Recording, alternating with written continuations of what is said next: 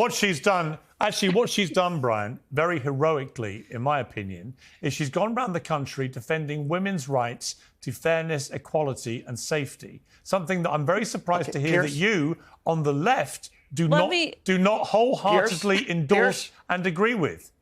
Pierce, let me respond to what you just said. Sure. If, in fact, Riley Gaines... By the way, Pierce, I've had this conversation on your show about transgenders. Yeah. I don't think transgender women should be competing with women on the playing field. So you agree with her? However, I do. But here's my problem with Riley. What are you talking about? She doesn't talk about the...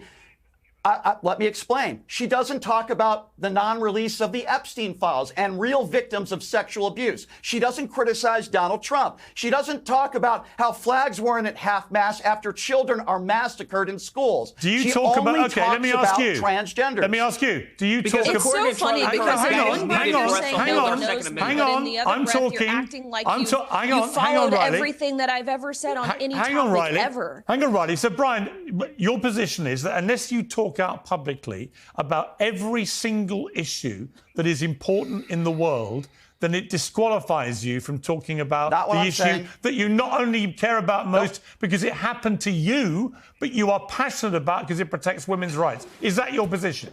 Pierce, here's my position. You don't have to talk about every single issue, but when the second leading cause of death in children is gun violence, you probably should bring that up. When we talk about MAGA Republicans who have talked about the Epstein files and horrible abuse, Maxwell was one of the largest sex traffickers in the world. And the Donald Trump administration have sent her to a club. Why does Riley Gaines have to do all that? Why does Riley Gaines... Because she says she cares... No, Riley Gaines cares about... Let me answer. Riley Gaines cares because a very, very tall, muscular, powerful male called Leah Thomas said suddenly...